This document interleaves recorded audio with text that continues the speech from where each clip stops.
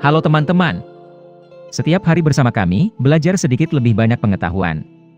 Qatar adalah salah satu negara terkaya di dunia, PDB per kapita Qatar sekitar $100.000.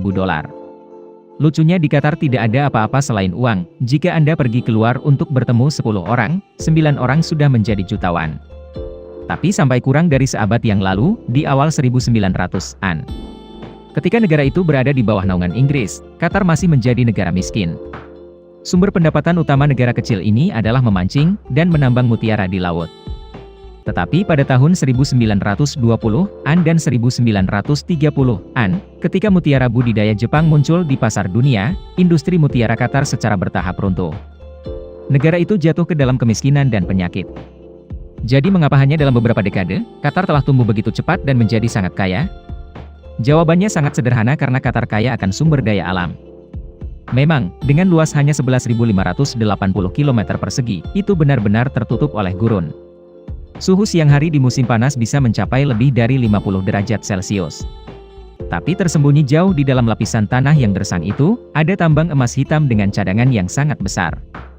Pada tahun 1939, sumur minyak pertama ditemukan di kota Dukhan, dekat pantai barat, sekitar 80 km dari ibu kota Doha. Pada tahun 1940, mulai dieksploitasi, outputnya mencapai sekitar 4.480 barel minyak per hari. Namun, Perang Dunia Kedua dan akibatnya membuat pembangunan terhenti, dari tahun 1942 hingga 1949. Dan baru pada tahun 1950 perusahaan itu kembali beroperasi, rata-rata sekitar 33.000 barel per hari, dengan perkiraan pendapatan $1 juta per hari. Pada tahun 1954, produksi meningkat 3 kali lipat, menghasilkan pendapatan $23 juta per hari. Berkat peningkatan pendapatan minyak setiap hari, pemerintah Qatar saat itu keluarga kerajaan Al Thani, mulai mereformasi negara. Membangun sekolah, rumah sakit, pembangkit listrik dan sebagainya. Kehidupan masyarakat Qatar mulai membaik dari sini. Tidak berhenti di situ, pada tahun 1960 dan 1963, Qatar secara bergantian menemukan 2 ladang minyak yang sangat besar di lepas pantai, 90 km sebelah timur Doha. Akibatnya, produksi minyak meningkat lebih dari 2 kali lipat, dari 165.000 barel per hari pada tahun 1960, menjadi 363.000 barel per hari pada tahun 1970. Penjualan pada tahun 1969 adalah sekitar $115 juta per hari. Selain minyak, Qatar juga memiliki ladang gas alam terbesar ketiga di dunia, setelah Iran dan Rusia. Ditemukan pada tahun 1971, di lepas pantai timur Laut Qatar. Dengan cadangan lebih dari 25 triliun meter kubik. Namun karena eksploitasi minyak masih membawa sumber pendapatan yang besar, lapangan gas ini dicadangkan oleh pemerintah untuk cadangan, belum segera dimanfaatkan. Baru pada tahun 1980, ketika harga minyak anjlok, ekonomi Qatar mulai menurun antara tahun 1982 dan 1989. Pemerintah negara ini baru memutuskan untuk mengeksploitasi cadangan gas alam hampir 20 tahun yang lalu. Pada tanggal 3 September 1991, peringatan 20 tahun kemerdekaan. Pemerintah Qatar meresmikan fase 1 dari proyek ekstraksi dan likuidasi gas alam senilai $1,3 miliar AS. Dikerahkan di ladang gas seluas 6.000 meter persegi di lepas pantai timur Laut Qatar, diawasi oleh 2 perusahaan Prancis dan Amerika. Proyek ini menandai langkah penting dalam transisi dari ketergantungan minyak ke gas untuk sebagian besar pendapatan Qatar. Pergeseran ke gas alam, meskipun mahal, telah membawa hasil positif bagi perekonomian Qatar.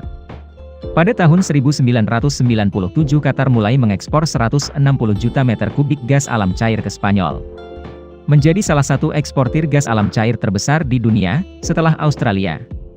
Dari sana, PDB per kapita tumbuh pesat pada tahun 1990 menjadi $46.000, meningkat menjadi $74.000 pada tahun 1997.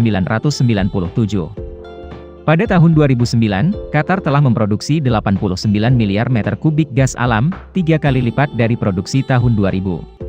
Di antaranya, lebih dari 68 miliar meter kubik diekspor, 70% di antaranya adalah gas minyak cair. PDB mencapai lebih dari $182 miliar. PDB per kapita lebih dari $111.000. Pelanggan Qatar juga beragam dari negara-negara Eropa seperti Belgia, Inggris, Spanyol. Untuk negara-negara Asia adalah Korea, Jepang, India. Saat ini, minyak mentah dan gas alam dianggap sebagai andalan ekonomi Qatar, menyumbang lebih dari 60% dari total pendapatan pemerintah. Banyak negara yang memiliki banyak minyak dan gas alam menghasilkan banyak uang darinya. Tapi apa yang mereka lakukan dengan uang itu yang menentukan nasib mereka. Seperti Venezuela misalnya, dengan kebijakan yang salah dari orang-orang yang menjalankan negara, hingga saat ini Venezuela diambang kebangkrutan. Dengan utang 105 miliar dolar pada 2017, inflasi 1,6 juta % pada 2018. Sementara itu, Qatar telah membuat langkah cerdas. Mereka menghabiskan sebagian besar uang yang mereka hasilkan dari perdagangan gas untuk membangun ibu kota modern Doha. Dengan infrastruktur tercanggih di dunia. Untuk diversifikasi ekonomi, mengurangi ketergantungan pada minyak dan gas. Dana Investasi Nasional Qatar, didirikan pada tahun 2005, kuartal ini mengkhususkan diri dalam investasi domestik dan asing.